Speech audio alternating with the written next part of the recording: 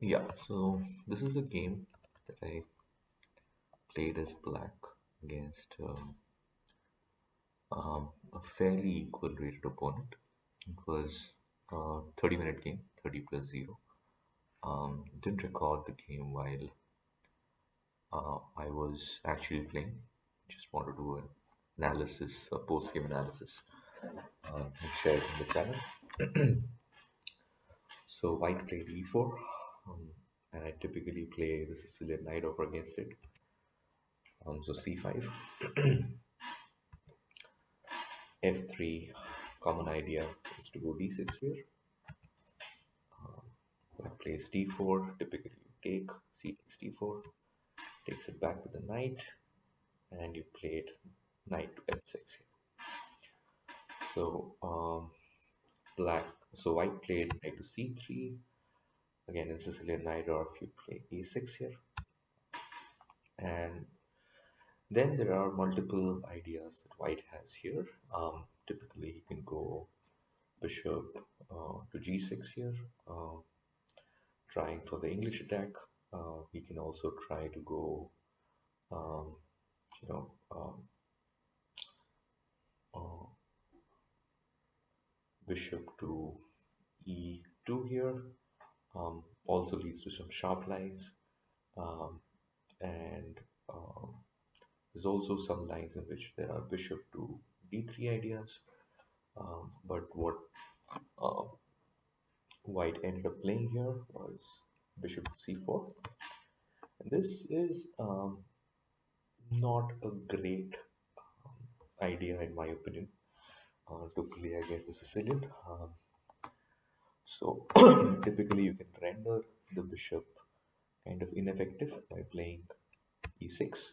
So you block this entire diagonal. Um, so what white does here, and also you can later on play something like b5 with the tempo on the bishop, and then you can develop your own bishop to b2. So so what he did here after this was castles, and this gave me the opportunity to play b5, uh, and he retreated his bishop back to d3. The idea, I think, here, because he wanted to protect this particular pawn on e4 with two pieces, because he knew that my bishop is going to come at b7, attack it twice. So that's what I played, b7, pretty quickly taking control of this entire long diagonal. Um, and then he played another protective move on that particular uh, pawn on e4, um, bringing the rook protected. Um,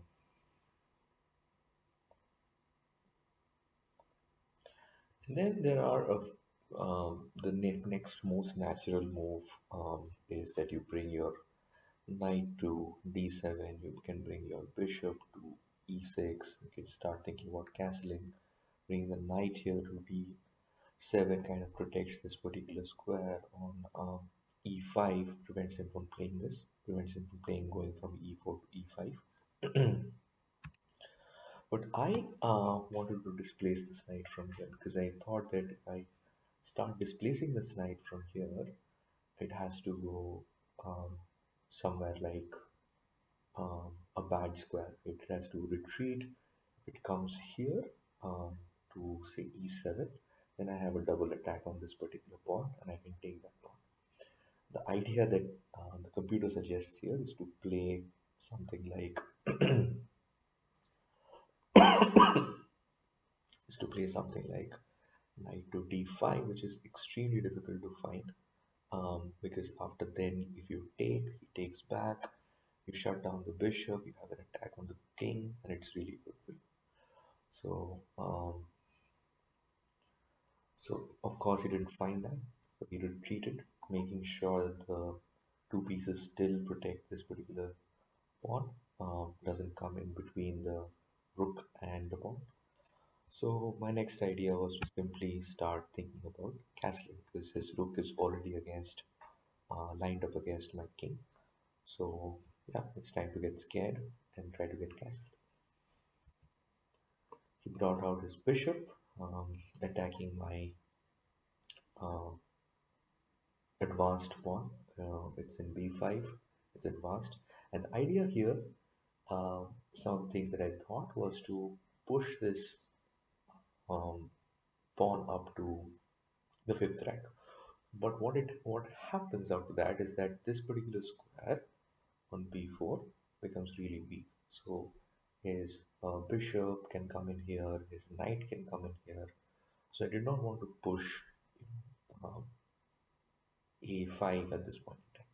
So I just made one. I made this queen move, and I knew it now protects the pawn on b5. However, um, the bishop, the dark square bishop, can come to e6, sorry e3, and can start pressuring my queen. But in that case, I can just retreat my queen. Because in this position, the bishop does not attack this pawn anymore. So that's exactly what happened. He played this, and I did not want any nasty discoveries to happen, so I just quickly retreated my um, queen back to c7 because there is no attack on this pawn anymore. So he came out with his knight, gave me the opportunity to castle, but I actually developed this first. So I did bishop, sorry, knight bd7. Um, Again, protecting this particular square, uh, preventing any advances here. So next he lined up his rook against my queen, and his idea is to then um, push this a pawn to c6. However, in that case, I always have, you know, pawn takes, and since his knight is already in a semi-awkward square, he does not have that knight move to capture it back. So it's not that bad for me. So I didn't care about the fact that he has lined his rook against my queen. I just started making progress and putting my pieces in good squares. So here I simply attack. I simply attack the bishop, and if the bishop moves, my I still have moves. Say retreats back. I have two pieces attacking his pawn, and I win this pawn on e4. So what he does is this protects this pawn with a another pawn move. So the pawn comes to f3, protecting this pawn. How the problem here is that you have open lines against your king. Mhm. And the other thing to notice here is that his back rank is completely cluttered. Does not have his pieces don't have a lot of places to move around.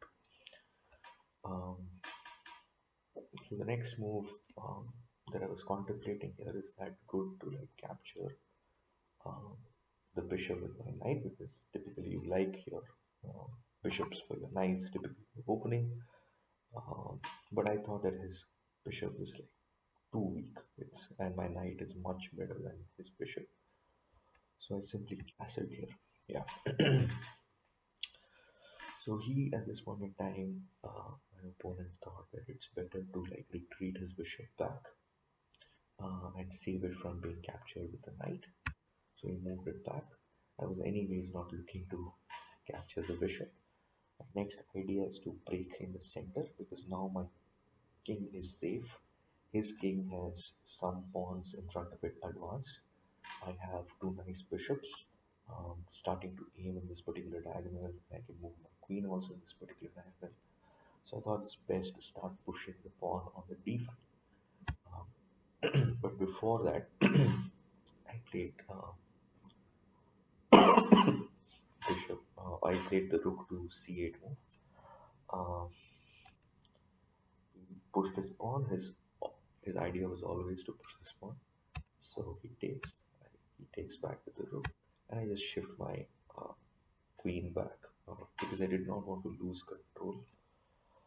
So this rook move to c8 actually allows me to keep control of this diagonal. Now even if he takes, I can put my rook back into this open file, and it still controls this line completely.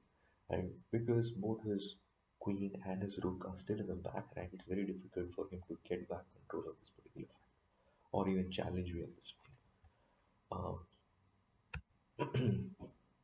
Now, his idea was to just push back his knight, protect his rook, because also in case he does not, uh, you know, also in case he does not take uh, my rook, I can always take his rook and damage his structure, have this weakness, have this pawn weakness here, have this pawn weakness here, which can be later on attacked.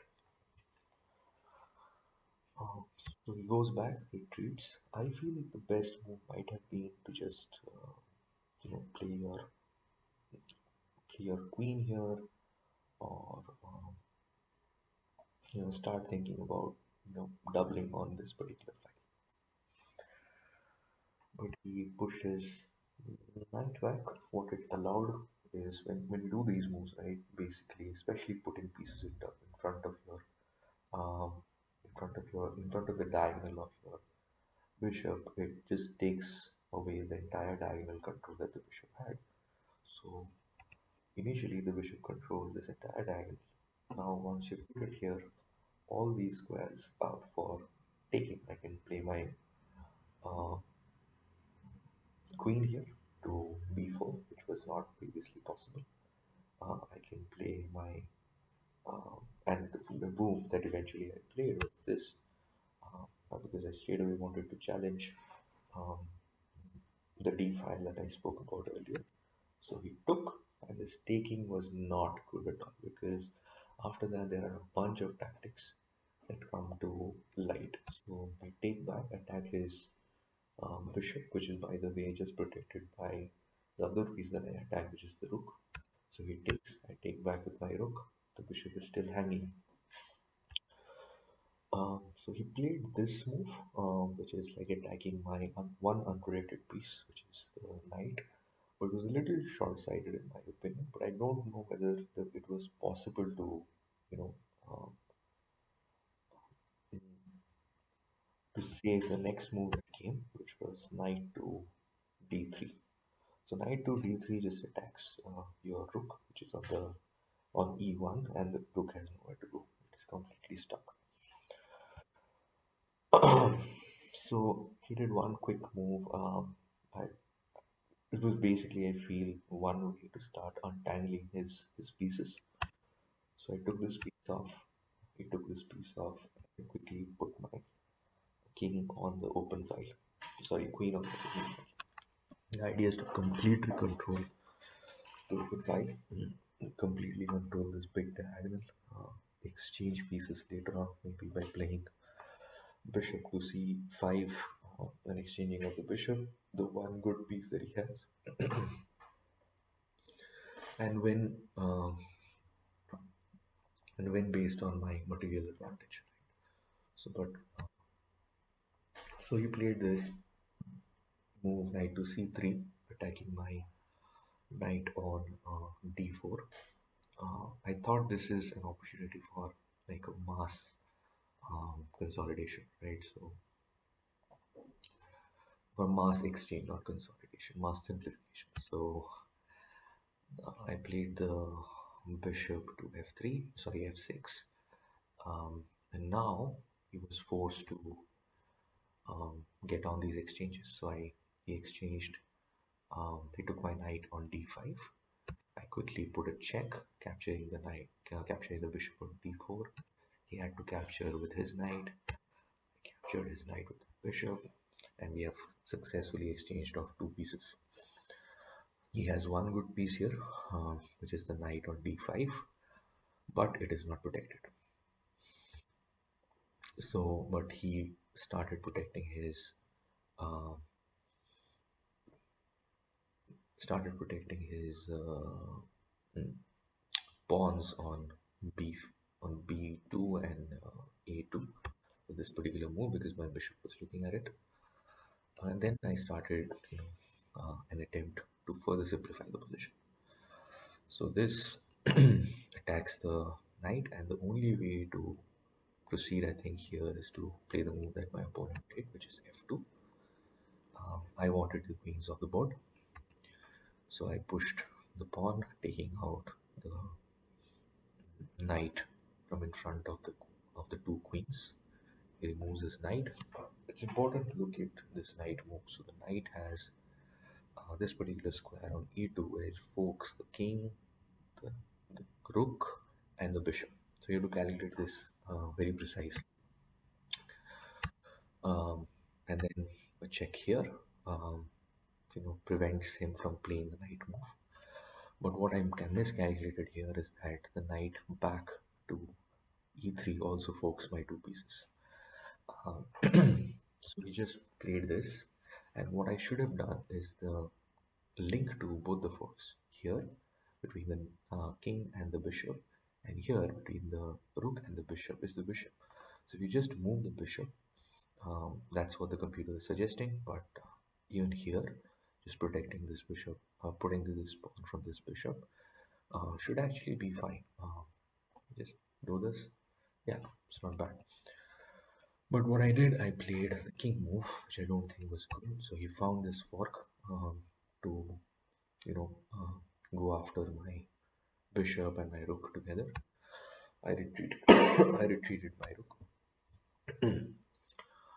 And he took my bishop. I took his knight, and then he has this opportunity to just take on a6, and this is now bordering a time base, which is very simple for him, which can get like more simplistic for him to draw because if he can put his uh, if he can exchange all these pawns, a bishop and a knight, sorry, a bishop and a rook endgame is typically a draw. So, but he misses this move, allows me to block his entire pawn chain on the king side. And this was, I think this was a pretty bad move. Now he can't even think about winning this pawn. Any advance of these pawns just loses a pawn for him. I can start slowly bringing my king. If you see, this entire path is clear for the king to start going towards these weak pawns and start attacking them.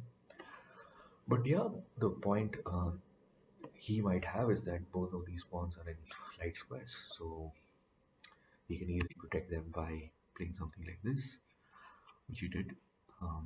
But my idea was pretty simple, that I wanted to start attacking the back rank, so I pushed my rook to d2, and idea here is that his pawn chains on the queen side is completely paralyzed.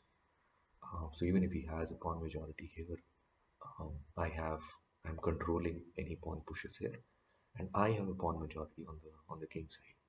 So my idea is basically to play these two pawns up, exchange, create a pass pawn, and promote. It's as simple as that. So he starts dilly-dallying with his king, not sure what he was doing here. I just pushed my pawn to f4, sorry, f5. Just the same idea, want to just exchange on the e file and keep pushing. He brought his king here back. I thought there might be an opportunity for him to push this pawn somehow, and as I push this forward, push this pawn somehow, as I push this forward, control this particular square with both his king and his bishop. So I thought that I needed somewhere else there to make sure I'm covered. I started pushing my king. He pushed his edge pawn. Did not make much sense to me. I kept pushing my king because I have like a clear path to play on the dark squares. There's nothing preventing me from doing it. Again, he pushed his king back. Gives me an opportunity to advance my pawns, which I did. He pushed his king forward again. I started protecting my the idea. I started protecting my pawn. The idea is again to come here, push, and then push. Uh, Now he started playing some moves that I don't really understand. Maybe he was trying to think about attacking from here because he did not have too much counterplay. So I just kept pushing. He came with his king to attack my pawn. It's in the dark square, so the bishop can never attack it. So it needs just one defender, which the king can be. So we have that covered. Now he started pushing his pawns on the king side. But the problem is there is no pawn majority on the king side. So even if you push, if I don't blunder, you can't get a passed pawn here. So I gave a check. He moves it, and then I came. Now the king is not attacking the pawn. I move in. I want to just win these pawns. So he protects it. I move my rook. Now planning to just push this, right? The king comes back. I'm trying to control this particular square. But now the problem is that for him is that I kind of attack these pawns. So even if I exchange, uh, do a do a mass simplification here, exchange his bishop for my rook here, and give away my pawn. Give away my pawns. I'm giving the rook and the pawn for the bishop. I'll win both of these pawns, and then I can just push this forward. And if the king commits itself to uh, attacking this particular pawn, my king can slowly come here, win these pawns, um, and then promote these two, pawns here. So that was the idea. I just pushed it. He took, he took. I took back. Just like here, it wasn't really difficult. I started uh, moving my pawns on both sides, uh, making it very easy. So here, you should not take. It's just principle. You probably even win even if you take. But it's principle. Don't take because you can win both pawns, and he can't attack your pawns. So he just takes my pawn, and then he's too far off. Take this pawn. Even if he comes here, I can come back here. I can take these now. I have two pawns, two fast pawns. It's easily winning, and that's how you transition. So the ideas is important to know that even if you have if you're an exchange up, it might be a little difficult to convert. So your ideas on how you would convert, how you would simplify, needs to be concrete. So make sure you put some thought behind it. A lot of times we play really fast because we see the win pretty close to us, and want to get there as quickly as possible. It's important to take a deep breath, especially in these long games when the opponent also has enough time to think about defenses, tricks, whatnot, and find the best continuation. If this helps, take care. Goodbye.